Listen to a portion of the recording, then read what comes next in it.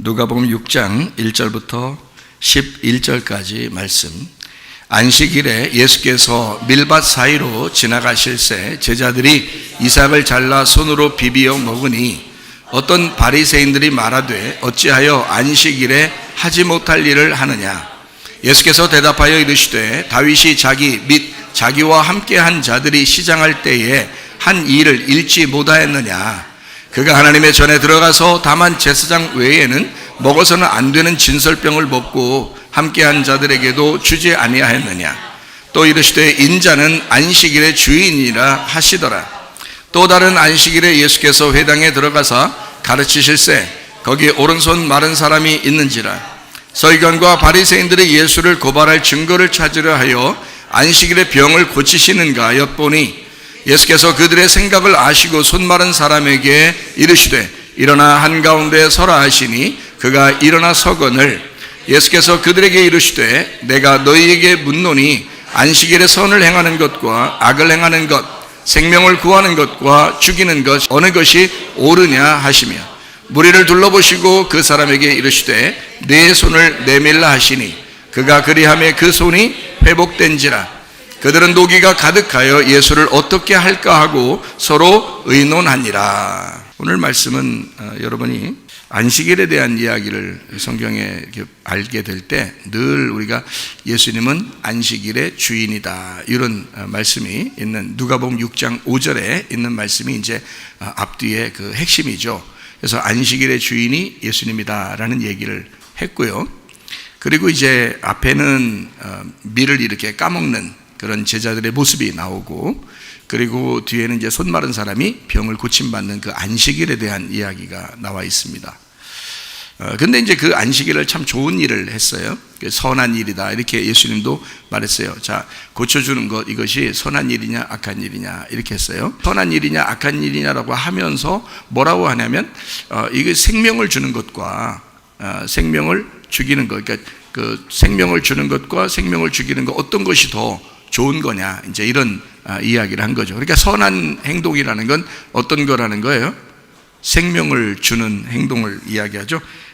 선을 행하는 것, 악을 행하는 것, 그것을 이야기하면서 뭐라고 하는 거냐면 생명을 구하는 것과 죽이는 것 이렇게 얘기하죠. 그러니까 생명을 구하는 것이 선한 것이다 라는 얘기고요, 생명을 죽이는 것이 악한 일이다 라고 이야기하는 거죠. 그러니까 선한 게 이거구나. 그래서 하나님은 이 땅에 아들로 내려오실 때 어떤 마음으로 내려오셨어요? 생명을 살리려고 내려오죠. 그래서 하나님이 선하다 그러는 거예요. 하나님이 선한 행동이 예수 그리스도로 이 땅에 내려온 거죠. 그래서 하나님의 선한 행동이 예수님이라는 거예요.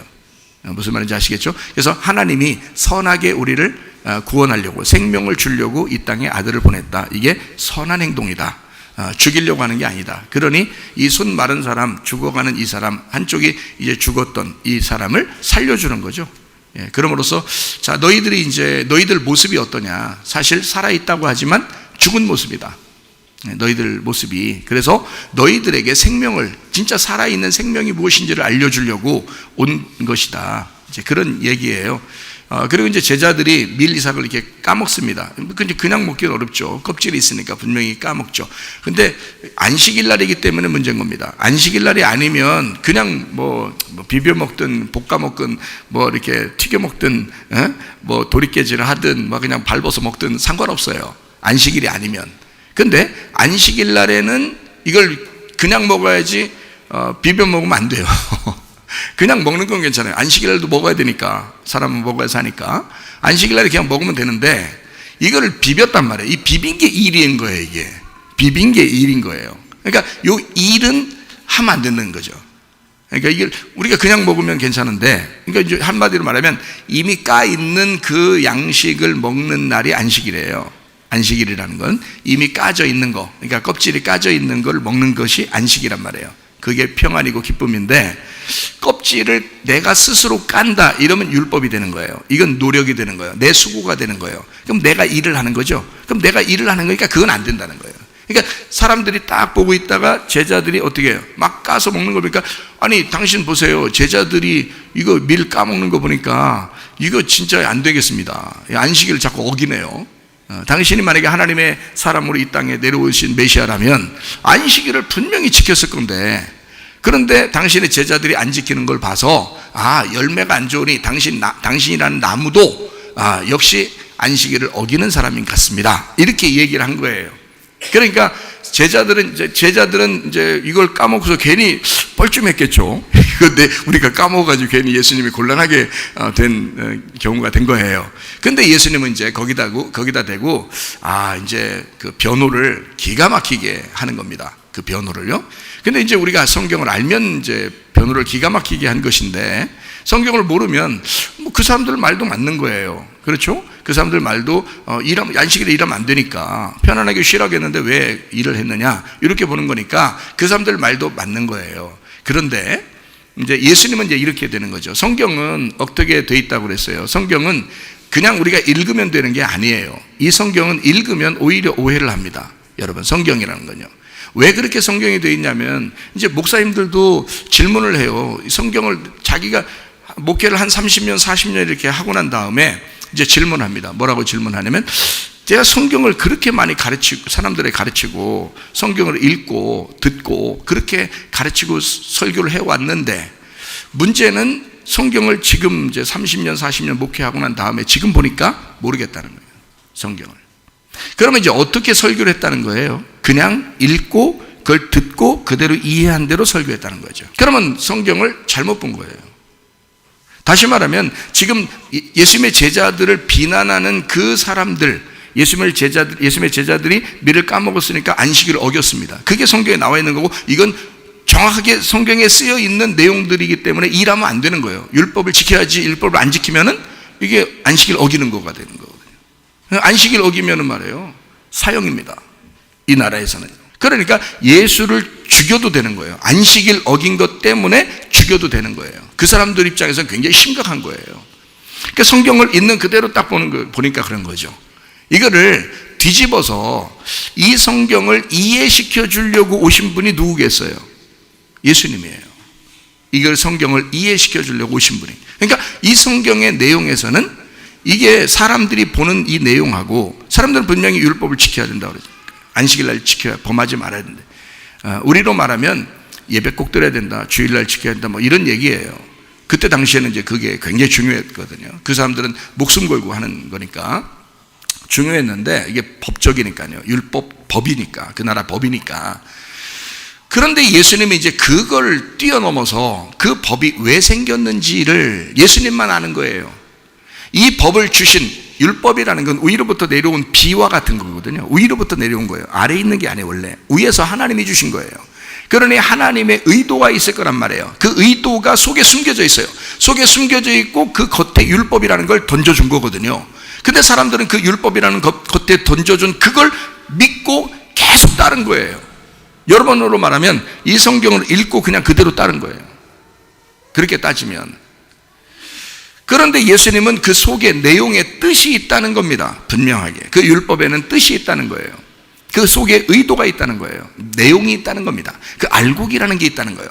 껍질을 까면 그 알곡이 있다는 거예요. 알곡을 먹어야지 껍질을 먹어서는 안 된다, 그 얘기거든요. 그래서 성경은 어떻게 되느냐, 그냥 읽어서 되는 게 아니고 그냥 듣는다고 되는 게 아니라 이 껍질이 까지는, 다시 말하면 이 속에 있는 내용을 다시 파악하면 성경이 거꾸로 돼 있어요. 그래서 모르는 겁니다. 목사님들이 왜 30년, 40년 목회를 열심히 하고 지금에 와서 돌아보면 성경을 모르겠다는 거예요. 왜 그럴까요? 껍질이 까지지 않은 상태에서 설교를 했기 때문에 그렇습니다. 이 성경이 나중에, 그래서 제가 이 얘기를 한마디로 탁 요약을 해서 보면 그러는 거예요, 이 목사님들. 왜 그러냐, 창세기 3장에 보면 선악과를 먹고 하나님으로부터 쫓겨난 사람들이 있습니다. 그게 아담과 하와 얘기죠. 자, 선악과를 먹고 쫓겨났어요. 쫓겨나고 난 다음에 생명나무를 먹지 못하도록 딱 막아놨다고 그랬죠. 뭘로 막아놨어요? 두루 도는 불칼입니다. 두루 도는 불칼로 막아놓은 거예요. 그러니까 이 두루 도는 이라는 걸 모르는 거예요. 그게 생각이 안 난 거예요. 두루 도는을 안 찾고 불칼만 찾는 거예요. 하나님이 불칼을 딱 들고서 불칼로 다 지키고 있으니까 생명나무 못 들어가지 못하게 한 거구나, 이렇게 생각한 거죠. 그러니까 여러분 생각해봐요. 그러면 우리가 구원받을 수 있어요. 하나님이 불칼을 딱 들고서 지키고 있는데 누가 구원받아요? 그러니까 우리 모든 사람이 구원받을 수 있는데 예수님이 오셔가지고, 그러니까 예수님만이 진리가 되는 거예요. 예수님만이. 그 진리라고 하는 건 껍질이 까졌다는 뜻이에요. 덮개가 벗겨졌다는 말입니다. 예수님만이 그걸 벗겼다는 거예요. 그러면 이게 벗겨져야죠. 그럼 두루두루 불칼로 딱 막고 있는 그 막은 것을 어느 날 벗겨져야 될 거 아니에요. 그죠? 그 벗겨진 게 예수님 오시면 벗겨지는 거예요. 예수님 오시면. 오시기 전에는 안 벗겨지는 거예요. 근데 예수님 왔는데도 사람들은 예수를 안 믿는 거예요. 그러니까 이게 안 벗겨지는 거야. 안 벗겨지니까 계속 두루두루 불칼이 그 사람들 앞을 막는 거죠. 그러니 말씀을 알고 자기들은 가르치고 사람들을 잘 이렇게 말씀을 자기들은 안다고 생각했는데, 세상에 예수님이 내려오니까 말이에요. 예수님하고 계속 부딪히는 거예요. 계속 부딪히는 거예요. 이상하잖아요. 자기들은 성경 말씀을 그렇게 많이 알고 암기하고 그렇게 살았는데 예수님이 오니까 계속 부딪히는 거예요. 왜 그럴까? 두루두는 불칼이 아직 그들을 벗겨내질 못한 거예요. 그래서 예수님이 이제 오셔가지고 그걸 벗겨내는 거거든요. 그래서 두루도는이라는 말이요, 하파크입니다. 이 하파크라는 이 히브리어 단어가 무슨 단어냐면 거꾸로 된 이란 단어예요. 거꾸로 도는 이란 단어예요. 거꾸로 도는. 그러니까 두루 돈다는 말은 어떤 말이겠어요? 거꾸로 돌고 있다는 얘기예요. 그러니까 사람들이 알고 있는 성경은 다 거꾸로 알고 있었던 거예요. 하늘에서 볼 때, 하나님의 아들이 볼 때, 이 땅에 내려오는 하나님의 아들이 볼 때는 사람들이 보는 성경은 다 거꾸로 보고 있었던 거예요. 하나님의 의도를 모르고 보고 있었던 거죠. 거꾸로. 그 예수님이 와야지 이게 바로 돌게 되는 거예요. 거꾸로 돌던 것이 바로 이제 돌게 되는 거거든요. 예수님을 만나면. 그래서 예수님 만나면 이 불칼이 사라지는 겁니다. 그러니까 거꾸로 돌고 있는, 두루 도는 이 불칼이 예수님 만나면 이게 벗겨져요. 그게 진리라고 하는 겁니다. 그러니까 성경은 거꾸로 돼 있죠? 거꾸로 돼 있는데 그걸 예수님 만나면 바르게 돌게 돼 있단 말이에요. 그러니까 이 속에 있는 내용을 깨닫게 되는 거죠. 이게 굉장히 중요한 거거든요. 이게 예수님하고 사람들이 왜 이렇게 부딪히고 사람들은 안식일 안 지켰다고 예수님 죽이려고 그러고 막 그런다고요. 근데 예수님의 의도는 뭘까? 예수님의 마음은 뭘까? 안식일 날 자기가 이 안식일에 내가 주인이야 라고 하면서 예수님이 이 땅에 내려온 그 목적을 설명하는 거죠. 그러니까 너희들이 보는 이 성경은 거꾸로지만 내가 하늘에서 내려왔는데 하늘의 설명은 이런 거야 라는 그런 얘기예요. 자, 율법이 사람을 위해서 있는가? 사람이 율법을 위해서 있는가? 자, 다른 사람들은 율법을 하나를 법을 딱 정해놓고 사람이 그 법을 지켜야 된다고, 그래야 하늘나라 간다고 생각을 했던 거죠. 근데 예수님은 뭐냐면 사람을 구원하기 위해서 율법이 있는 거야. 사람을 구원하기 위해서. 율법을 지키려고 사람이 있는 게 아니고 사람을 구원하기 위해서 율법이 있었던 거야 라고 설명을 하고 싶었던 거예요. 그러니까 누가 중심이라는 거예요? 누가 먼저라는 거예요?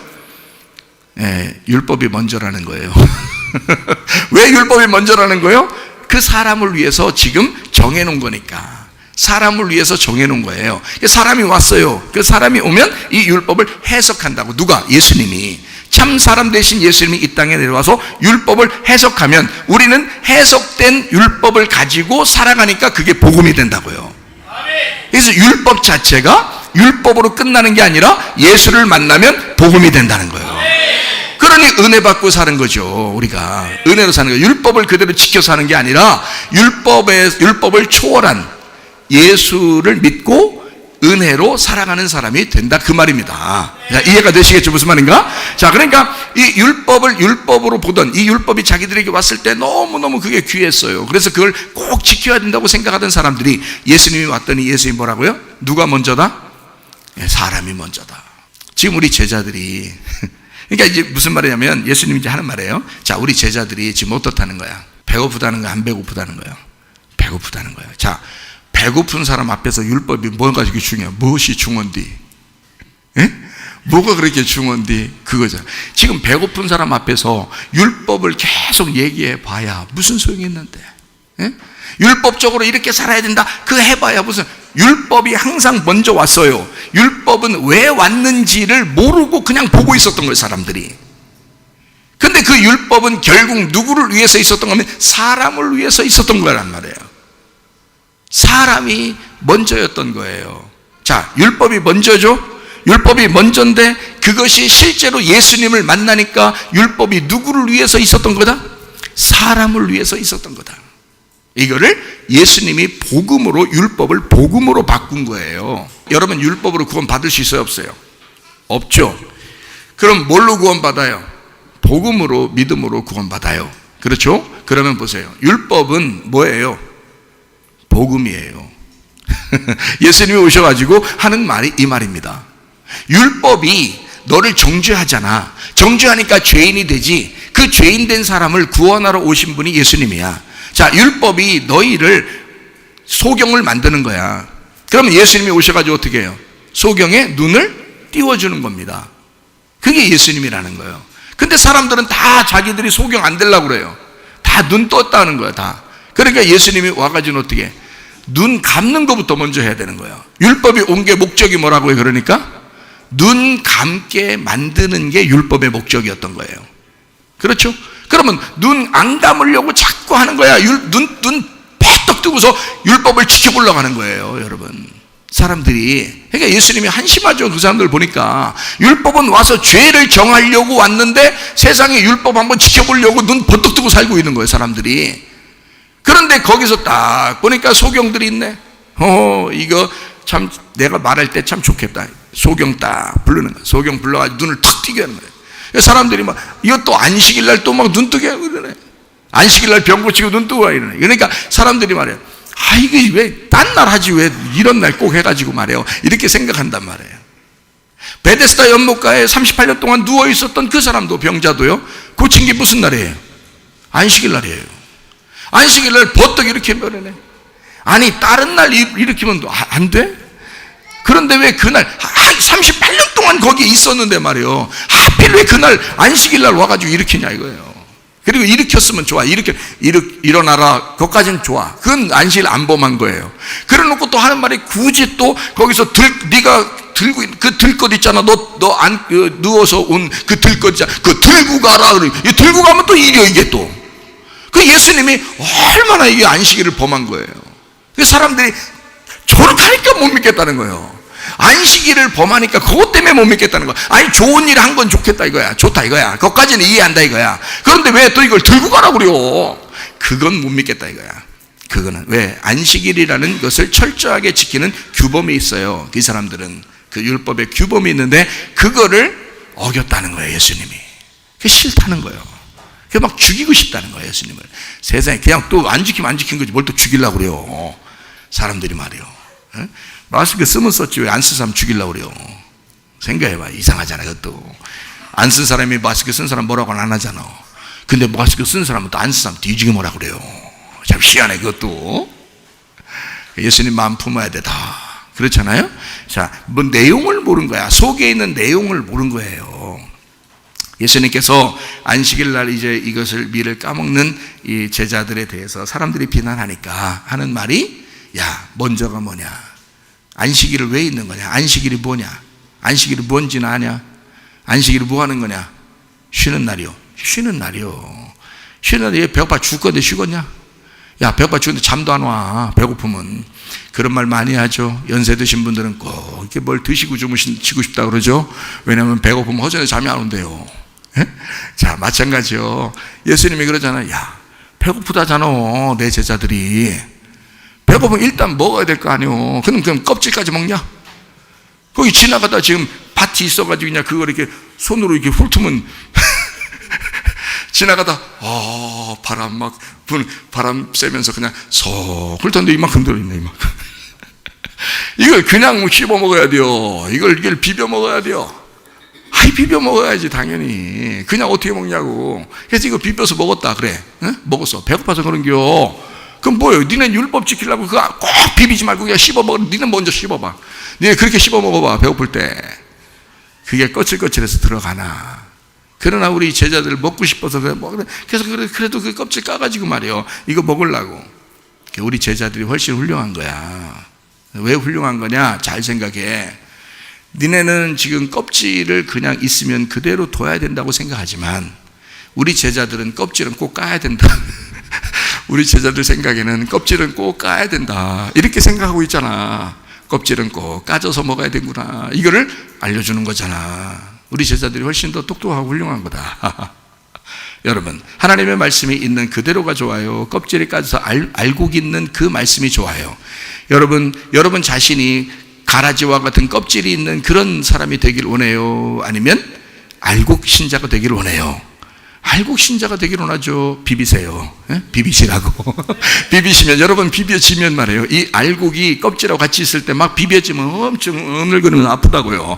아픈데 여러분도 그래서 그 고통이 그렇게 오는 거야. 하나님께서 그냥 고통을 허락하시는 이유는 여러분의 어려움 당하고 뭐 이런 문제들 있잖아요. 가정의 문제도 있고, 돈의 문제도 있고, 자녀의 문제도 있고, 뭐 질병의 문제도 있고 이렇잖아요. 뭐 더 나아가 뭐 범세계적인 나라의 이런 건 신경도 안 써. 여러분 신경도 안 써. 여러분은 뭐냐면 순전히 자기 병 걸린 거, 가정의 문제, 자녀 문제, 돈 문제 뭐 이런 것만 신경 쓰죠. 다른 거 신경 안 써. 좋아. 그런 거라도 와서 자기를 자꾸 흔들어대는 거예요. 비비는 거지. 그래서 이 사람을 뭘 만들어? 가라지를 만들어 알곡을 만들려고 그래.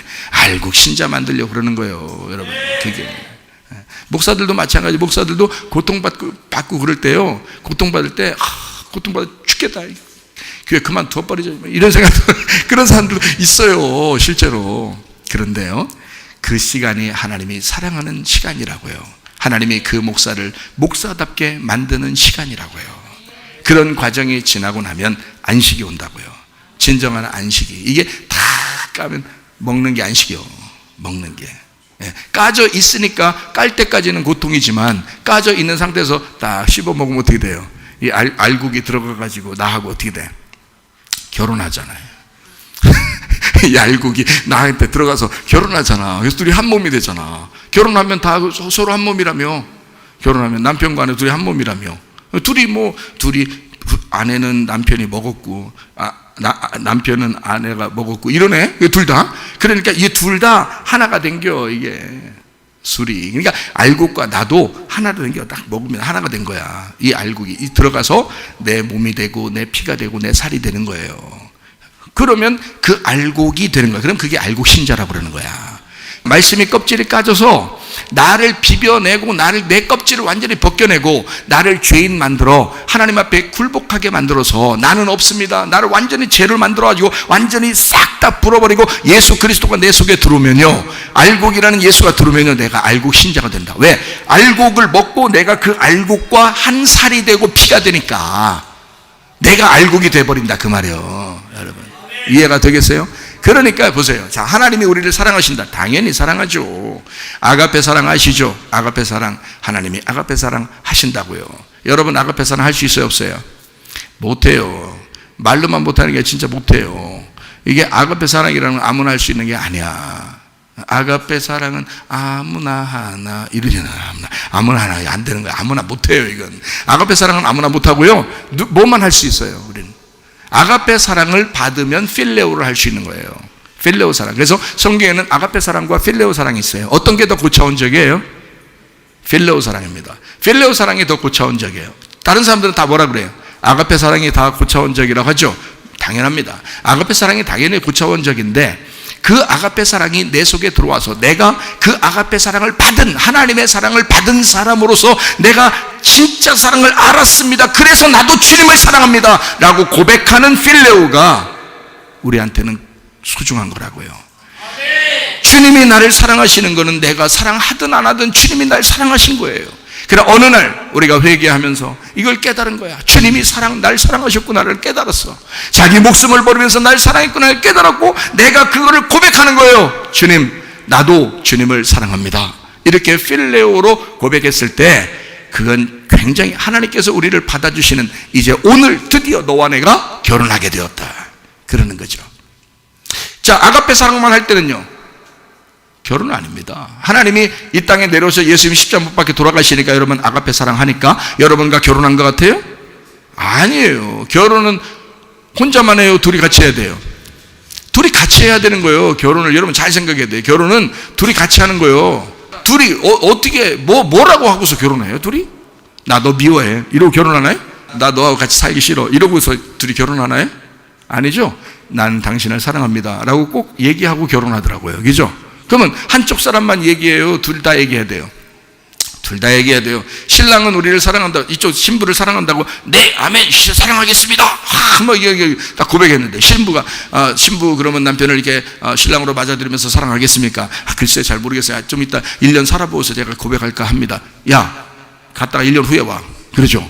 예. 이거는 결혼이 성립이 안 된다고요. 신부가 나도 사랑합니다 라고 할 때 둘이 딱 붙는 거죠. 그래야 그게 결혼인 거지. 그렇죠? 한쪽 사람만 한다고 그게 결혼이 아니죠. 그러면 하나님이 아들이 돼서 이 땅에 오셔서 우리를 사랑하시고 죽으신 것은 아가페 사랑이에요. 하나님이 날 사랑하겠다고 고백한 것입니다. 이미 주님께서는 우리를 사랑하겠다고 고백한 거예요. 나는 평생 내 목숨을 내걸고 우리 신부인 교회를 내가 사랑하노라. 나는 그렇게 사랑하겠습니다. 결심합니다. 나는 그렇게 살겠습니다 했는데 옆에 신부들이 교회가 하는 말이 우리가 하는 말이 글쎄 우리는 몇 년 지나고 봐서 이렇게 잘해주는 것 같으면 내가 사랑한다고 하고 아닌 것 같으면 내가 사랑한다고 안 하고 그걸 못 믿겠습니다. 이거는 내가 살아봐야 알 것 같습니다. 뭐 이렇게 고백을 한다면 결혼이 어떻게 성립되냐고요. 결혼을 일단 하고 살아가는 거거든요. 그 결혼이 어떻게 이루어져요? 둘 다 사랑한다고 고백할 때 주님 내가 잘 모르지만 한번 사랑해 보겠습니다. 내가 변함없이 내 남편을 내 아내를 사랑하겠습니다 라고 고백할 때 그때 결혼이 성립하는 거거든요. 한번 두고 보고요. 한번 해보고요. 그러면 반드시 헤어집니다. 그리고 헤어져야 마땅합니다. 생각해 보세요. 자, 한 사람 두 사람이 다 똑같이 사랑합니다 하고서 그걸 끝까지 지킬 때 결혼인 거지. 한 사람이 사랑한다고 해놓고 안 지켜. 그러면 결혼식 날 고백한 것이 거짓말이네. 이건 거짓말로 결혼한 거네. 그렇죠? 그러면 뭘로 드러난 거예요, 여러분? 이 세상에 참 요즘에 많은 그 범들이 있어, 범. 무슨 범이요? 사기범. 이게 결혼식 때부터 사기쳤네, 이게. 에? 결혼식 날 나 사랑한다며. 그리고 자기가 그만큼 그래도 한번 해보려고 그렇게 자꾸 자기도 기도하면서 해보려고 그렇게 해야 당연한 거 아니겠습니까? 그런데 막 결혼하자마자 이제 넌 내 거야 그러더니 그다음부터 막 술 퍼마시고 그냥 후드로 패버리고 그냥 막 욕해버리고 그냥 자기 맘대로 살고 나가서 막 늦게 들어오고 지 맘대로네. 자, 결혼 생활을 유지해야 돼요, 말아야 돼요? 여러분 같으면 마음 착해서 내가 착해서요 예수님 믿으니까요 그냥 결혼 생활 유지할래요. 알았어, 그렇게 하시라고. 아직 결혼이 성립이 안 된 거예요. 사기친 겁니다. 여러분은 결혼 상대를 잘못 고른 거예요. 사기범하고 결혼한 것입니다. 진실한 게 아니죠. 결혼이 아직 안 된 거죠. 사기죠. 남편은 아내를 위해서 충성을 다해야 합니다. 아내는 남편을 위해서 충성을 다해야 합니다. 그게 결혼이거든요. 사랑한다고 하는 그 말은 그냥 그 말 자체가 있는 게 아니라 그걸 필레오로 내가 행함으로 나타낼 때 진짜 그 사랑을 내가 반응하고 그 사랑을 내가 선택할 때 그때 진짜가 되는 거거든요. 그런데 그렇게 말해놓고 사기치는 겁니다. 사람들이. 계속 살아야 되나요? 그렇지 않습니다. 제발 여러분 남편들이여 아내를 사랑하시기를 바랍니다. 아내들이여 제발 남편에게 복종하시기를 바랍니다. 제가 남편이 아내를 자꾸 사랑하라고 그렇게 얘기하고 남편이여 목숨 내걸고 여자를 그렇게 사랑하라고 자꾸 그렇게 교회에서 얘기하니까 말이에요. 여자들이 막 기세 등등해가지고 남편 대들고 반항하고 바가지 긁고 막 이런단 말이에요. 네가 그 결혼 약속을 깬 거야. 왜 바가지 긁어? 왜 그렇게 못 살게 굴어? 왜 이렇게 반항해? 왜 이렇게 뭐 잘해보자고 하는데 잘해보려고 하는데 왜 이렇게 반항하고 왜 이렇게 못 살게 굴고 왜 이렇게 딴소리하고 그러냐 이거야. 말이 얼마나 많은지 몰라 여자들이요. 남자들은 그래도 바가지 긁진 않아요. 왜냐면 깨지면 또 사와야 되니까 자기가. 그러니까 안 긁어 아예. 그 남자들은 말이 많진 않아요. 그래도 집에 가면요 여자가 말이 많아. 제가 지금 말하는 것은 행복하고 기쁘고 좋은 즐거운 그런 결혼 생활을 하라고 지금 얘기하는 거잖아요. 그런데 왜 한쪽이 깨냐고. 그거를 남자가 먼저 깨는 사람이 있어요. 그래 남자가 노력하는데 여자가 깨는 사람이 있다고요. 그게 왜 그러냐고. 도대체가 서로 노력해야 됩니다. 네 거요? 남편이 네 거냐고. 왜 네 맘대로 하려고 그러냐고. 왜 네 거냐고. 네 생각대로 왜 다 껴맞추려고 하냐고. 자, 아내가 네 거요? 왜 자기 그대로 다 끼워 맞추려고 하냐고. 내비둬, 그냥 내비둬. 예수 안 믿고 교회 안 다니면 그러면 그냥 방종하니까 그거는 그냥 헤어지는 게 낫지만, 예수 믿고서 그냥 두면요 자유합니다. 그게 결혼 생활이라는 거예요. 나를 믿어줬으니 내가 당신을 위해서 충성하겠습니다. 그래야 될 거 아니에요. 서로가 노력해야죠. 필레오라는 사랑은요 서로가 노력하는 사랑입니다. 일방적인 사랑이 아니에요. 일방적인 사랑은 아가페예요. 그래서 성경에는 신랑과 신부가 어떻게 사랑하느냐에 대해서 나올 때 무슨 사랑으로 나올까요? 아가페로 나와요. 왜 아가페로 나올까요? 성경이니까. 성경은 신랑이 예수님이고 신부가 나니까.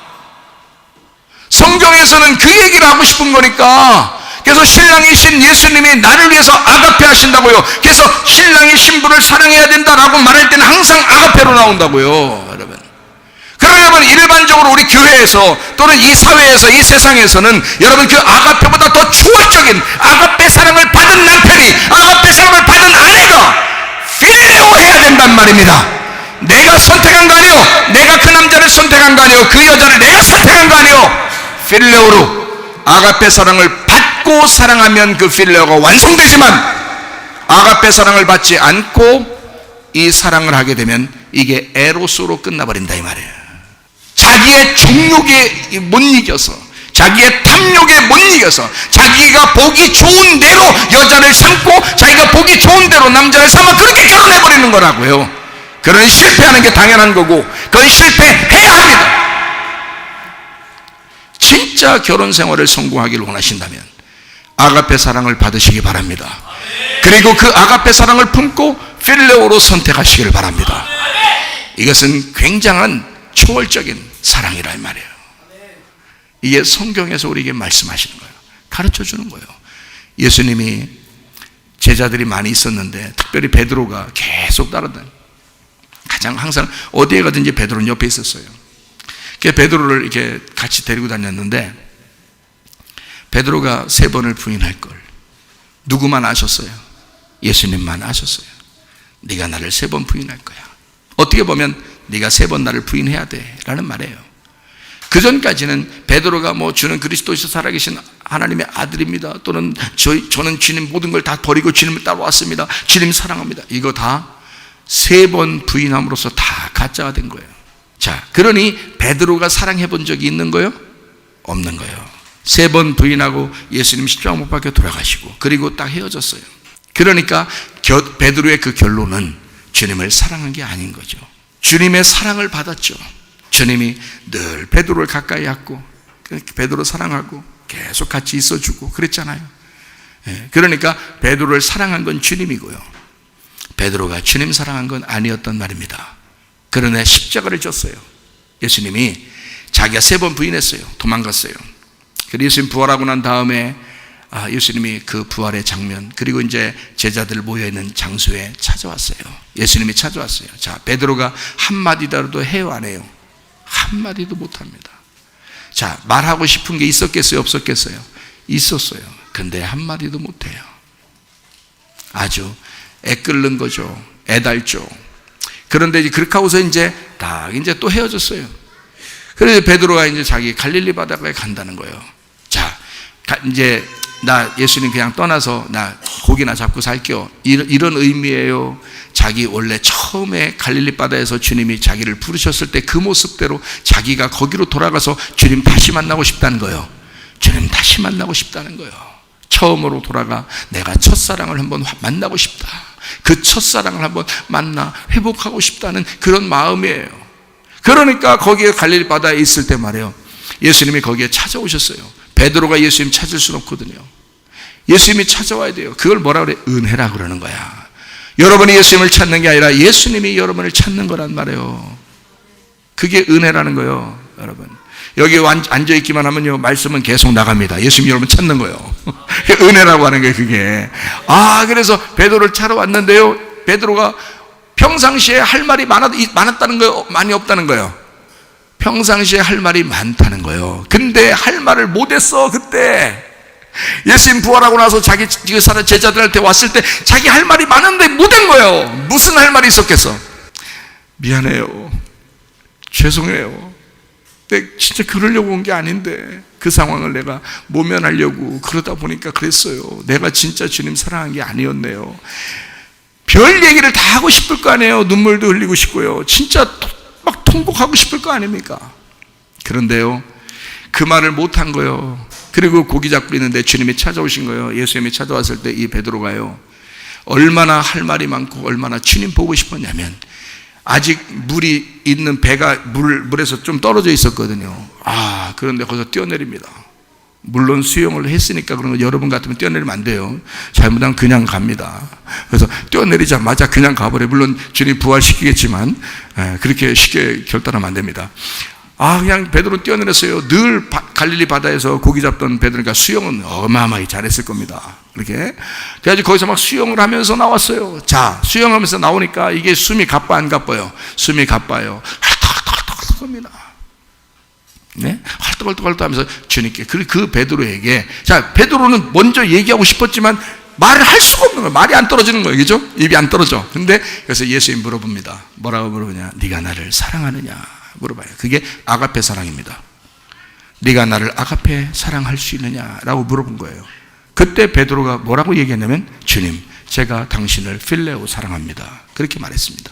그러면서 주님께서 내 양들을 네가 돌보고 네가 내 양들을 먹이고 그래라 그랬어요. 두 번째 또 물어봅니다. 주님께서 네가 나를 아가페 사랑할 수 있느냐라고 물어봤어요. 그때 베드로가 말합니다. 주님, 제가 당신을 필레오 사랑합니다 라고 대답했어요. 세 번째 주님께서 말하기를, 야, 그러면 네가 나를 필레오 사랑하느냐 라고 물어봤어요. 그게 제가 거기에다가 말을 갖다가 의미를 집어넣어서 해석을 여러분에게 해준다면, 이렇게 하면 여러분 해석이 금방 이해가 됩니다. 야, 그러면 네가 드디어 필레오 사랑을 깨달았다는 말이냐, 이 말이에요. 그러니까 베드로가 거기서 근심하며 조심스럽게, 그가 아마 눈물이 글썽글썽했을 거예요. 그러면서 주님께 세 번째 마지막으로 고백합니다. 주님, 제가 당신을 필레오 사랑합니다 라고 했습니다. 주님께서 내 양을 먹여라, 내 양을 돌봐줘라, 그렇게 자기 양을 네가. 자, 그러면 베드로하고 예수님이 어떻게 됐다는 거예요? 둘인데 하나가 됐다는 거야. 거기 갈릴리 바닷가에서 뭐 했다는 거예요? 야외 결혼했다는 거야. 거기가 야외 결혼식장이요. 그 야외 결혼식장이 그때부터 있었어요.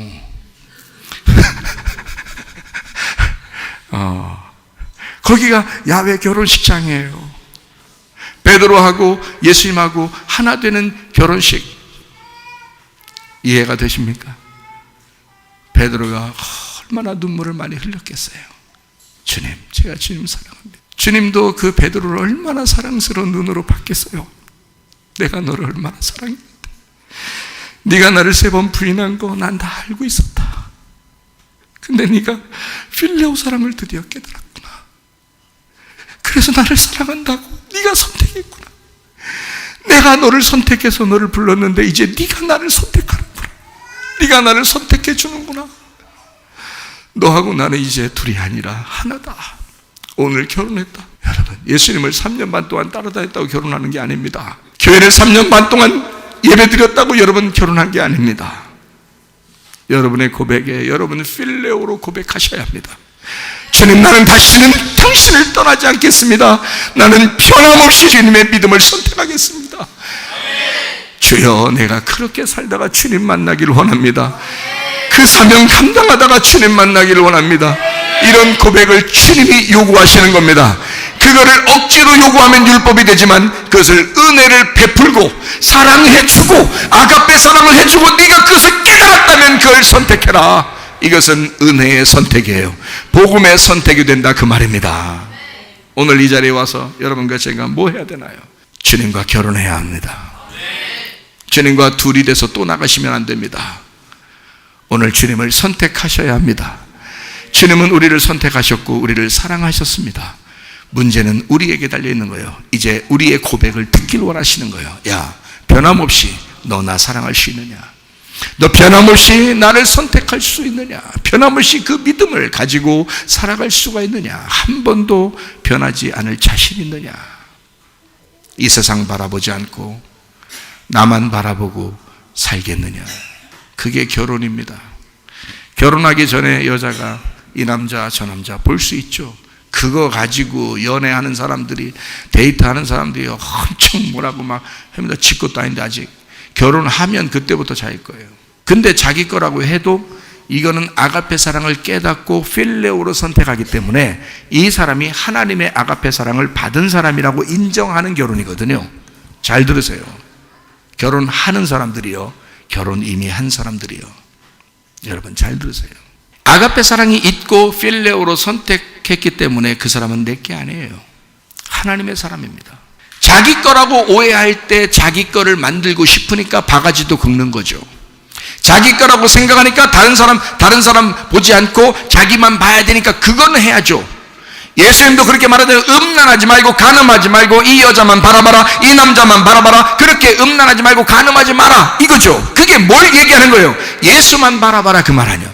여러분과 제가 예수만 바라봐라, 예수 바라보면 뭐가 나와? 아가페가 나와. 그 아가페가 나오니까 그걸 가지고 필레오, 그 아가페의 필레오를 하라는 거예요.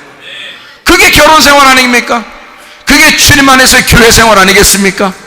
그러나 여러분 뭐예요? 세상을 사랑하지 않느냐 이거예요.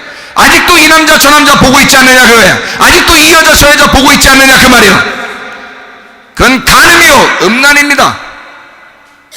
예수 그리스도만 바라봐야죠. 교회만 바라봐야죠. 여러분이 우리 교회를 사랑해야 될 이유가 거기에 있는 것입니다. 이것저것 보는 것이 아니라 이것에 내가 소속되어 있으면 이 교회를 사랑하는 것입니다.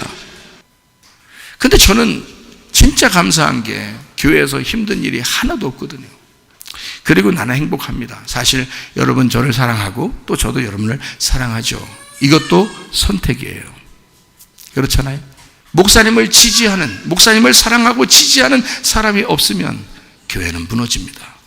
마귀는 목사 하나만 건드려서 넘어뜨리면 교회는 무너지기 때문입니다. 그래서 마귀는 어떻게든지 이 마지막 때 말세에 이 교회를 무너뜨리기 위해서 얼마나 노력하겠어요. 그러나 교회가 곧 그리스도요, 그리스도가 곧 교회입니다.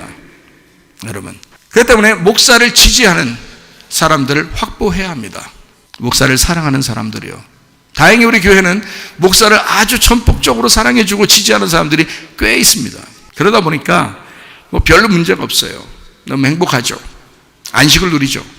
그러나 대부분의 교회들에서 목사님들이 후회하는 것이 뭐냐면 자기를 전폭적으로 사랑하고 지지하는 사람이 별로 없다는 겁니다. 어느 날이라도 배신하고 어느 날이라도 떠나고 자기 교회가 아니기 때문에 그래요. 아니면 그 교회를 자기 소유처럼 생각을 해서 목사는 왔다가도 떠날 수 있는 그런 사람을 해서 막 내쳐버리고 이런 사람들도 있습니다. 얼마나 힘들겠어요. 교회 주인이 예수님이셔야 하는데, 교회의 머리가 예수님이셔야 되는데, 그래서 교회 머리 대신 예수님하고 교회하고 하나거든요. 뗄래야 뗄 수 없습니다. 머리하고 몸하고 이렇게 떼면 존재할 수가 없죠. 그래서 머리는 몸이고 몸은 머리예요. 그리스도는 교회고 교회는 그리스도입니다. 이러니까 서로 뗄래야 뗄 수 없는 관계거든요. 근데 이거를 떼버리려고 하는 거예요, 사람들이요. 그게 마귀 역사입니다.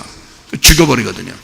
그 이걸 연결시켜주는, 그리스도와 교회를 연결시켜주는 목이 뭐냐면 목사예요, 목사. 그래서 잘 먹어야 돼, 목사. 잘 먹어야 돼. 예. 그리스도와 교회를 연결시켜주는 목이란 말이에요, 목사가. 참 우리나라 말이 참 좋은 말이 많어. 그래서 목사는 먹기만 잘하면 말이에요, 이게 머리하고 몸하고 살아나요. 근데 목사를 그냥 먹는 것도 싫어하고 틈만 나면 그냥 어떻게든 헐뜯어버리고 그냥 물고 뜯어서 어떻게든지 넘어뜨리고 싶어하는 작자들이 있는데 그건 마귀입니다. 예레미야 같은 경우 유다가 멸망하기 전에 예레미야가 마지막 눈물의 선지자잖아요. 근데 예레미야 같은 경우에 그 옆에 꼭 따라다니면서 예레미야 말씀을 꼭 다 적었던 사람이 있어요. 그게 누구냐면 바룩이라는 사람입니다. 하나님은 그 시대에 예레미야를 물론 구원하지만 유다가 멸망되는데 예레미야와 바룩을 같이 구원합니다. 하나님이요. 같이 있었어요. 예레미야는 바룩이라는 사람이 있었습니다. 모세는요, 여호수아와 갈렙이 있습니다. 그죠? 아론과 훌과 같은 여호수아와 갈렙이 있습니다. 다니엘은요? 다니엘의 세 친구가 있습니다. 전폭적으로 서로 지지하는, 그리고 서로 사랑하고 도와주는 그런 사람들이 있습니다. 교회도 마찬가지예요. 목사가 그게 없을 때 힘이 없는 거죠. 자, 성경에 보면 가라지가 나오죠. 가라지. 그냥 예수 모실 때까지 그냥 두라고 그래요. 다 그냥 없애버리라고 그래요. 그냥 두라고 그래요. 가라지는. 그죠? 여러분 그 가라지에서 막 교회에서 말썽이 일으키고 그러면 가라지 같잖아요. 여러분 생각할 때. 그죠? 교회에서. 이제 제가 이렇게 물어봐도 아닌 것 같아요. 이제 그 가라지는 말썽 일으키는 것 같잖아요. 그러면 아니 다른 말 할 것 같아. 생각하는 거예요. 가라지는요 말썽 일으킵니다. 일으키는데 혼자 말썽 일으키는 거예요. 혼자 꼴통해. 혼자 욕하고 혼자 그러고 혼자 기분 나쁘다 그러고 혼자 아무한테 영향이 없어. 영향이 아무한테도 없어. 그냥 혼자 그러는겨. 혼자 승질이 더럽고 혼자 욕하고 혼자 그냥 누구 헐뜯고 혼자 그냥 괜히 혼자 그러는겨. 근데 아무도 동조 안 해. 그런 사람이 교회에 있어요 없어요? 있어요. 그거는 주님 오실 때까지 그냥 둬라. 그때 심판하게. 그거는 교회에 해를 끼치는 게 아닙니다. 그거는요. 잘 들어요. 성경을 잘 해석해야 돼. 그렇지 않으면 엉뚱하게 생각해요. 그냥 가라지 다 뽑아버리려고 그래요. 그거 아니라고. 혼자 그러다가 뭐 나가면 할 수 없지만 그냥 안 나가고 그냥 있는 사람들도 있어요. 그러면 그냥 둬야 돼. 그거는 혼자 그러는 거예요. 그럴 때는 살살 긁어주면 돼요. 살살. 너 잘났다. 살살 긁어주면 돼요. 너 잘났다. 이러면 좋아요. 가라지니까, 자긴 가라지니까 너 잘났다. 네가 말한 게 다 옳다. 너 잘났다. 그러면 다른 사람한테 영향도 못 미치고 그냥 혼자 그러다가 혼자 너 잘났다 그러면 엄청 기분 좋아해 또. 가라지입니다. 알곡들은요 사람에게 칭찬받고 싶어 하지 않습니다. 묵묵하게 숨어서 일합니다. 아무 나타내려고 하지도 않습니다. 자 보세요. 가라지는 그냥 둬라 그랬어요.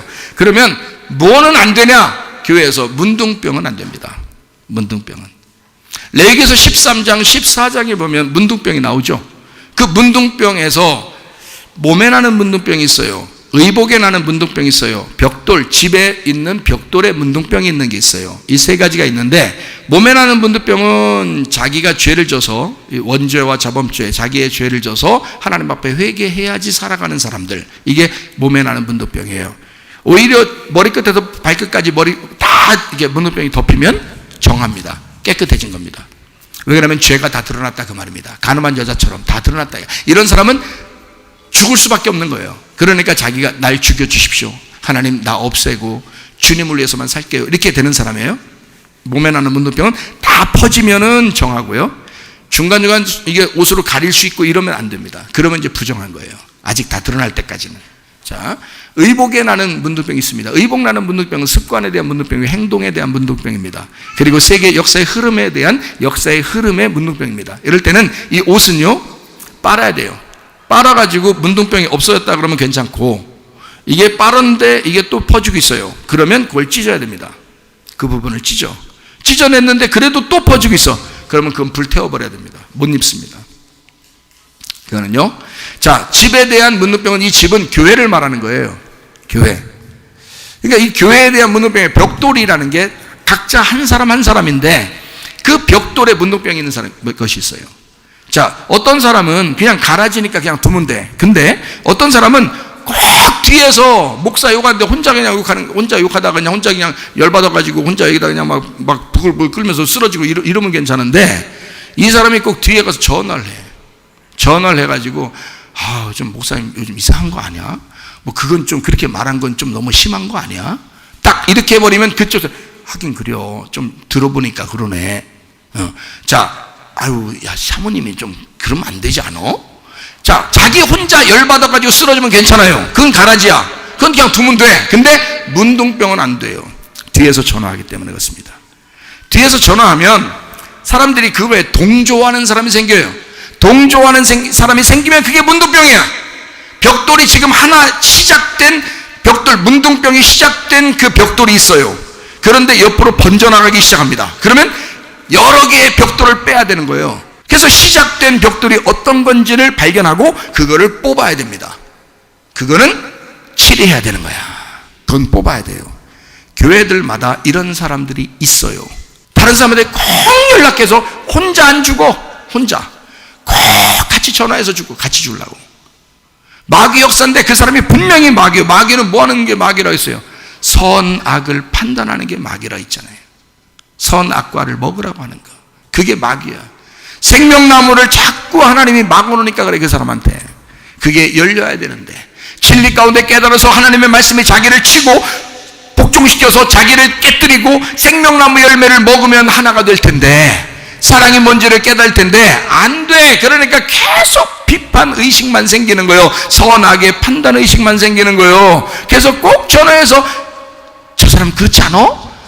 저 때 그렇게 얘기한 건 그렇지 않아? 꼭 얘기해서 그 사람 얘기를 듣는 거예요.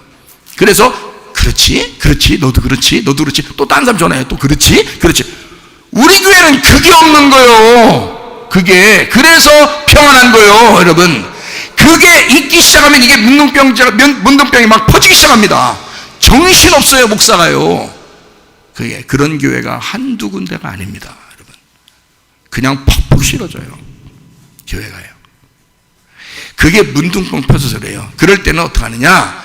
레위기서 13장 14장에 보면 이렇게 나와 있어요. 벽돌을 빼고 옆에 걸 긁고 다른 벽돌로 채워 넣으라, 그렇게 되어 있습니다. 그 벽돌을 빼야 된다. 꼭 여기에서도 뭐 목장에 대해서 욕하고 뭐 선교사님 뭐라고 하고 뭐 사모님 뭐라고 하고 목사님 뭐라고, 특별히 자기들끼리 뭐라고 하는 건 별거 아니야. 근데 목사 뭐라고 하는 거, 사모 뭐라고 하는 거, 선교사님 뭐라고 하는 거, 이거는 마귀요. 이게 교회를 깨뜨리려고 하는 거예요. 그리고 자기가 문둥병 걸린지도 몰라. 옆에 사람 전화하고, 아니면 여기 꼭 와도 그런 사람하고 다 여기서 그렇지, 그건 그렇지 않아? 이건 이렇지 않아? 꼭 얘기를 해요. 그래서 동정을 받아내. 그래서 팀을 만들어, 패거리를 만들어. 이걸 당짓는다 그런다는 거예요. 당짓는다 그런다는 거예요, 이게. 알아요? 근데 그걸 몰라. 자기가 그렇게 하고 있는, 그런 짓거리를 하고 있는지도 몰라. 혼자 승질나서 혼자 막 열받아가지고 혼자 쓰러지고 막 혼자 욕하고 이런 건 괜찮아요. 그냥 두면 돼. 혼자 꼴통짓 하는 거니까. 그거는 가라지라고 그래. 이건 주님 오실 때까지, 주님이 심판하실 때까지 기다려야 돼. 그러나 문둥병이 퍼진 건요, 반드시 교회에서 심판을 해야 합니다. 그 사람을요.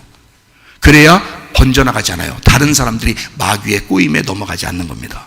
다른 사람들이 안 쓰러지는 거예요. 희한한 거죠. 그런 교회가 많아요. 그래서 문둥병이 걸리면 벽돌 빼라. 그 벽돌을 빼내라.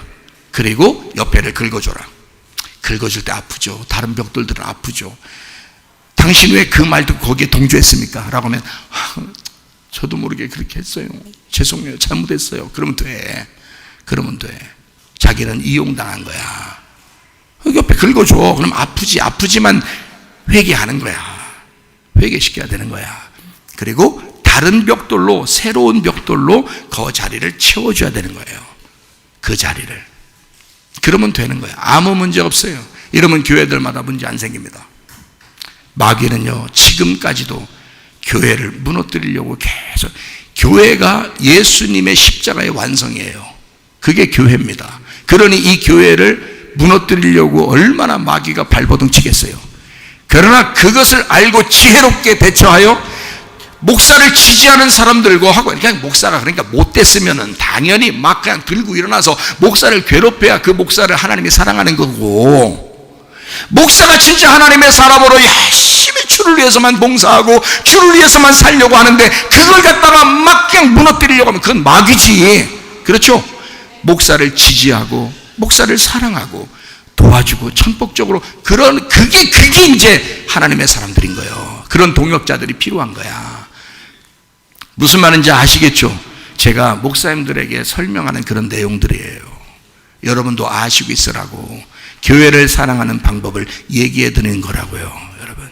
자, 그래서 지혜롭게 대처하려면 이제 어떻게 하느냐? 그럼 그런 사람들이 생겼어요. 그러면 이제 여러분은 미리 알고 다, 저 마귀 역사하는구나. 지금 저게 마귀의 역사로 지금 다 이렇게 번지고 있구나. 문둥병이 번지고 있구나. 그럼 딱 깨달으면 이제 어떻게 해야 돼요?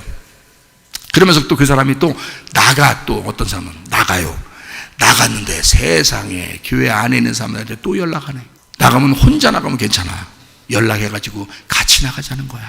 같이. 이거 문둥병입니다. 이거 아주 고질적인 문둥병이야. 그렇죠? 같이 나가자고 다 전화하네. 그러니까 그러면 전화가 문제예요, 진짜. 예? 그러면 전화가 문제예요. 그러니까 전화해가지고 같이 나가자고 그러네. 혼자 그러면 괜찮은데. 전화해가지고 같이 나가자 그래. 그리고 나 어디 교회 갔더니 너무 좋아. 너무너무 그쪽 목사 못 쓰겠어. 이 사무도 못 쓰겠어. 선교사님도 못 쓰겠어. 자, 성도도 누구 집사 못 쓰겠어. 내가 얼마나 힘들었는데 거기서. 근데 요즘엔 얼마나 행복한지 몰라. 여러분, 주님이 심판하실 것입니다. 교회를 그렇게 무시하면요, 하나님 가만 놔두지 않습니다. 지금은 교회가 주님의 완성이거든요. 교회를 함부로 여겨. 사람들이 교회를 우습게 알아. 교회가 그리스도요.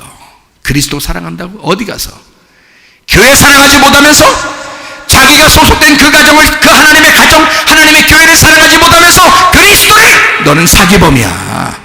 너는 거짓말한 거라고. 너는 사랑하는 게 아니야. 주님을 절대, 주님은 그런 식으로 사랑한다고 표현 못해.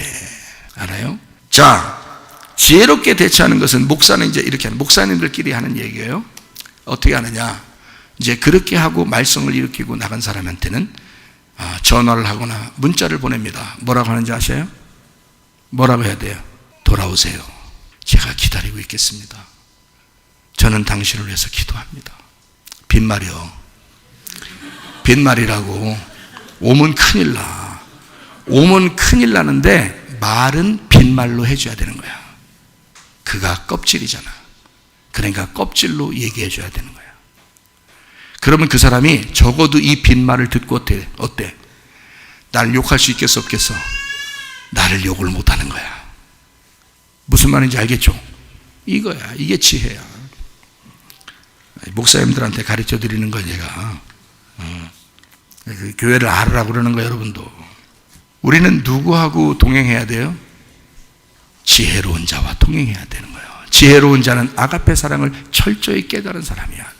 자기가 죽는 사람이야. 날마다 자기 자신을 쳐서 복종시키는 사람이요. 그게 아가페 사랑 가진 사람이에요. 그게 지혜로운 사람이에요. 그런 사람과 동행하는 거예요. 미련한 자는 교회를 해롭게 하려고 해. 목사를 해롭게 하려고 그래. 어떻게든지 사람들하고 이간시키려고 그래. 자, 이런 것은 하나님도 심판합니다. 그 사람하고 사귀면 해를 받습니다. 하나님하고 떨어져요. 조심해야 되는 거야. 자, 고난이라고 하는 게 있어요. 목사님들도 고난이 와요. 그 고난이 온다는 것은 아직 산꼭대기 정상이 아니라는 것입니다.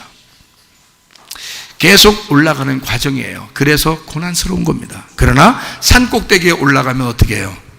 어느 날 우리의 인생에서 마무리가 되는 곳에 오게 되면, 그 결론을 알게 되면,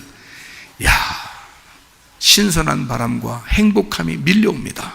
그렇죠? 하나님은 이런 고통을 통해서, 이런 고난을 통해서 한 사람을 정상으로 인도하는 것입니다.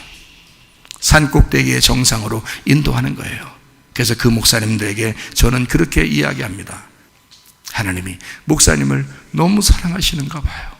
참 사랑하시는 사람이다. 고난이라고 하는 것은 완전함이 아니죠.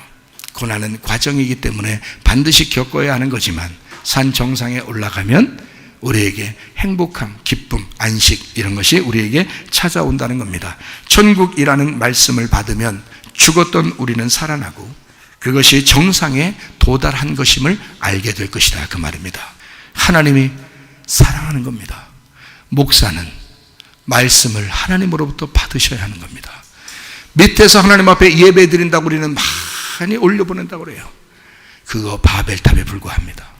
하나님 우리에게 예배를 성공하려면 위로부터 내려오는 말씀이 있어야 된다는 거예요. 배워서 되는 게 아니라, 땅에서 배워서 되는 게 아니라, 신학교 나와서 되는 게 아니라 위에서 내려오는 말씀이 있어야 된다는 거예요. 위에서 오는 영의 말씀, 영과 진리의 말씀으로 영과 진리의 예배를 드리는 자를 우리 하나님은 찾으시는 것입니다. 그래서 그 영이라는 그 말씀을 진리로 벗겨서 그 말씀의 의미를 깨닫게 되는 것, 이것이 진정한 예배라, 그 말입니다. 이해가 되시겠습니까? 아피엠이라는 말이 있죠. 마태복음 6장에 나와 있는, 마태복음 18장에 또 나와 있는 용서하라라는 말입니다. 너희가 용서하면 너희도 용서를 받을 것이다. 아피엠이 무슨 의미라고 그랬어요? 보낸다, 떠나보낸다, 가게 한다, 포기한다, 버리다, 면제한다, 죄책감에서 벗어난다, 이혼한다, 취소하다, 탕감하다, 용서하다, 모임 해산, 끝내다, 이런 말이거든요. 자, 이 의미가 뭐예요? 진정으로 용서하라는 겁니다. 사람이 괴로운 게 왜 괴로워요? 사람 관계 때문에 그런 거예요. 사람 관계 때문에. 남편과 아내도 마찬가지예요. 부모 자녀도 마찬가지예요. 친구도 마찬가지예요. 교회도 마찬가지입니다.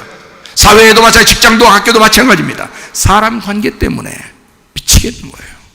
그러나 진정한 용서가 내 속에서 있는가? 자, 어떻게 떠나보내라는 거예요?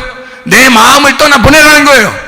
어떻게 떠나보내라는 거예요? 누구한테 보내라는 거예요? 하나님 아버지에게 보내라는 거예요. 하나님 아버지 책임져 주세요. 내가 못하겠어요. 내가 담당하려고 내가 막 생각하면 생각할수록 열나니까 하나님, 내가 용서합니다. 진짜 하나님에게 돌려보낼 테니까요. 하나님, 나 진짜 용서가 내 속에 있게 해주세요. 그래야 안식이 올 거 아닙니까? 그래야 평안이 올 거 아닙니까? 그래야 기쁨으로 살 거 아닙니까? 그래야 행복하게 살 거 아니겠습니까? 그것이 없이 지옥 같은 삶을 사는 것은 용서하지 못해서 그런 거예요. 진정으로 내 마음에서 떠나지 못해서 그런 거예요. 누구에게 떠나보내라고요? 하나님 아버지에게 떠나보내라고요. 그렇게 떠나보내실 때까지 기도하시라, 그 말입니다. 이해가 되시겠습니까? 질병과 고통, 불안과 두려움, 초조, 이 모든 것이 떠나보내질 때, 불안과 초조와 두려움과 질병과 고통도요, 내가 자꾸 생각이 나니까 그러는 거예요. 자꾸 생각이 나니까. 그러니까 힘든 거야. 그러나 이것을 건전하게 떠나보내시라고요. 보내버릴 건 보내버리자. 화장실 가서 보내드릴 건 과감히 보내드리자. 보내야지. 그거를 안 보내고 자꾸 쳐다보면 연민을 가지면 안 된다, 이 말이에요. 예? 보내드릴 건 과감히 보내드리자. 하루에 한 번이나 두 번씩 보내드리잖아요, 여러분. 예? 화장실 가서 다 보내드리잖아요. 고이 당신을 내가 모시고 있다가 고이 보내드리겠습니다 하면서 내리면서 말이에요. 다 보내드리잖아요. 근데 왜 나를 죽이는 그런 불안과 초조와 두려움과 슬픔과 미워함을 왜 우리는 보내지 않느냐, 그거야. 그게 똥 같지 않느냐. 너희에게 그 괴로움을 주는 그런 더러운 냄새나는 똥 같지 않느냐, 이거야. 그거를 보내야 된다, 이거지. 하나님에게 보내드려라. 더러운 걸 하나님이 담당하겠다는 거 아니에요. 우리의 더러움을 자기가 담당하고 죽으시겠다는 거 아니에요. 우리 보고는 네가 살아라, 네가 깨끗하게 살아라, 네가 기쁨으로 살아라, 네가 행복하게 살아라, 너 즐거움으로 살아라, 내가 그 네 더러움을 다 책임질 테니까 하고 십자가에서 그 더러움을 끌어안고 죽으신 거 아니에요. 그래서 아예 그 더러움을 없애버린 거 아닙니까, 예수님이. 왜 그거를 주님께 옮겨드리지 않느냐, 이거야. 진정으로 왜 용서하지 않느냐, 그 말입니다. 이 땅에서 하나님을 완전히 신뢰하고 있는가? 하나님을 내가 진정으로 내가 신뢰하고, 내가 인정하고, 그분을 의지하고, 그의 선하심을 확신하는 그 마음을 내가 정말 분별할 수 있는가? 그 분별하는 한 가지 획기적인 방법이 있습니다. 기도하다가 여러분, 하나님의 것을 내가 선택했구나 라고 하는 것을 하나 확신할 수 있는 한 가지 방법이 있습니다. 그게 뭐냐면 마음이 평안한가입니다. 어떤 문제를 위해서 하나님 앞에 기도합니다. 기도할 때 아직도 불안하다. 아직 불안이 안 떠나간 겁니다. 아직 슬픔이 안 떠나간 겁니다. 내 속에 내 마음이 아직 그걸 붙들고 있는 것입니다. 그러나 어느 날 이것을 다 용서하고 내보낼 때 내 마음에 평안이 옵니다. 내 마음에 안식이 찾아옵니다. 그게 우리에게 진정한 안식이니까 말입니다. 그 천국으로 사는 사람이 있고, 이것을 아직도 떠나보내지 못해서 그걸 부둥켜 안고 불안하고 슬프고 초조하고 두려워하고 괴롭고 고통스럽게 살아가는 사람들, 그 지옥을 사는 사람들도 있다, 그 말이에요. 우리 주님께서는 이 땅에 오셨어요. 사람이 죽인다고 해도 진리를 말해야 되겠다는 거야. 진리를 말해야 되겠다는 거야. 너희들이 말하는 건 다 껍데기야. 껍데기. 그래서 그냥 무조건 어떻게든지 율법을 지켜야 돼 라고만, 안식일을 지켜야 돼 라고만 말하고 있지만 내가 생각하는 건 달라. 이 사람들 배고프잖아. 심령이 배고픈 사람들은 이 껍질을 까는 율법을 어기는, 너희들이 말하는 율법을 어긴다고 하지만 이 껍질은 까서 알맹이를 먹어야 돼. 그 진리를 깨달아야 돼. 그래야 예배가 되는 거야. 그런 거죠. 그래서 예수님은 그 사람을 위한 법이 돼야 되고, 사람을 위한 말씀이 돼야 된다. 사람을 위한 안식일의 주인으로 오신 것이다. 그래서 안식일 날 굳이 치료하는 겁니다. 안식일 날 굳이 그 문제들을 해결하는 겁니다. 이해가 되시겠습니까? 안식일의 주인이 안식일 마음대로, 자기가 주인 마음대로 하는 거죠. 네. 막 방주함의 법을 어기면서 하는 게 아니에요. 하늘의 법이 그렇단 말입니다. 하늘의 법을 모르는 사람들, 이 땅에서 율법을 주신 그 겉으로 있는 거꾸로 된 하나님의 마음하고 다른 그 율법 그냥 그대로 지키면 되는 줄 알았지만, 하나님 예수가 오면 이게 바뀌어져 있다는 얘기예요. 이게 반대로 돌고 있다는 얘기입니다. 아하, 이게 속의 내용이었구나 라고 하는 것을 예수님 만나면 깨닫게 된다는 거예요. 그러니까 예수님 만나지 않으니까 이 사람들이 불안한 거예요. 늘 자기가 지키면 좀 괜찮고 안 지키면 불안한 거예요. 나 때문에 혹시 이런 병이 온 게 아닌가? 나 때문에 이런 우리 가정에 무슨 우환이 온 게 아닌가? 나 때문에 이렇게 뭔가 잘못되는 거 이런 게 오는 게 아닌가? 라고 생각하는 거예요. 예수님이 다 담당하셨습니다. 예수님이 다 담당하셨고 이제 너희는 행복할 권리가 있다는 거예요. 그 예수를 믿어달라는 거예요. 예수를 인정해달라는 거예요. 예수를 의지해달라는 거예요. 예수의 그 선하심을 확신해달라는 겁니다. 그게 믿음입니다. 그렇게 될 때 안식이 오는 거 아니에요. 예수님 때문에 진리를 깨닫게 되고 진리를 깨달으니 자유하게 된다고 말해요. 그게 우리에게 안식인 거죠. 내 속에 창조가 완성되기를 원하십니까? 창조가 완성되는 것은 안식입니다. 그것은 예수의 십자가예요. 예수가 십자가 못 박혀 돌아가실 때 요한복음 19장 30절 말씀에 다 이루었다 그랬습니다. 뭐가 완성됐다는 얘기입니까? 자기의 죽음을 통해서 모든 죄가 끝났다는 얘기예요. 이제 이 세상에 너희의 운명, 땅의 운명, 이것이 다 끝났다, 다 이루었다, 창조가 완성되었다는 말입니다. 안식이라는 말이 창세기 2장 1절 2절 안식이 하나님이 만드신 거예요. 왜 만들었어요? 창조가 끝나니까 만든 겁니다. 근데 창조가 끝나 창세기 2장의 1절 2절에 창조가 1장의 창조에서 창조가 끝나니까 안식했다. 하나님은 안식했다. 너희들도 쉬어라. 이렇게 한 거예요. 근데 창세기 3장에 죄를 진 겁니다. 선악과 죄를 진 거예요. 거꾸로 도는 거예요. 율법적으로 보니까 이건 완전히 죄인이에요. 그래서 그렇게 계속 살아가도록 예수님이 올 때까지 계속 그렇게 너희들은 죄 가운데 살아가도록 만들어낸 것입니다. 그걸 율법으로 정죄하는 것입니다. 예수 그리스도가 와가지고 그 뜻을, 의미를 파악하는 거죠. 그것을 이해시켜 주는 거죠. 그게 다시 안식을 주기 위해서는 너희들이 안식할 수가 없다. 너희들이 기뻐할 수가 없다. 너희들은 평안할 수가 없다. 너희들은 행복한 삶을 살아갈 수가 없다. 내가 해결해 줘야 가능한 것이다. 다 이루었다 할 때 그 안식이 완성되는 것입니다. 창조가 완성되는 것입니다. 여러분 안에 마음의 평안 누리시길 바랍니다. 행복한 삶을 사시길 바랍니다. 예수 그리스도의 그 평안은 성령의 평안이에요. 하나님의 성령이 여러분 안에 와서 여러분을 사로잡을 때, 성령의 능력이 임할 때 평안할 것입니다.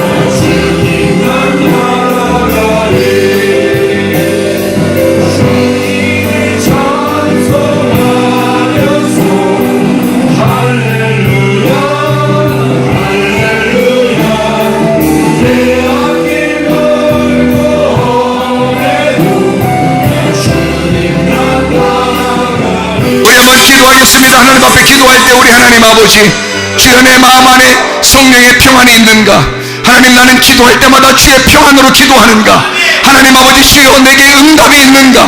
나는 하나님을 전적으로 신뢰하고 내 마음 안에 안식을 누리고 있는가? 주님의 뜻 가운데 진리 안에 자유하고 있는가? 나는 하나님 말씀을 깨닫고 있는가? 나는 주님을 진정으로 따라가는 사람인가? 나는 주님을 신뢰하며 믿는 사람인가? 우리 하나님 아버지, 나를 점검하고 분별하게 하시고 하나님 주님의 성령의 평안이 우리 안에 있게 도와 주옵소서. 기도합니다. 우리 하나님 아버지여, 사랑과 은혜를 감사를 드립니다.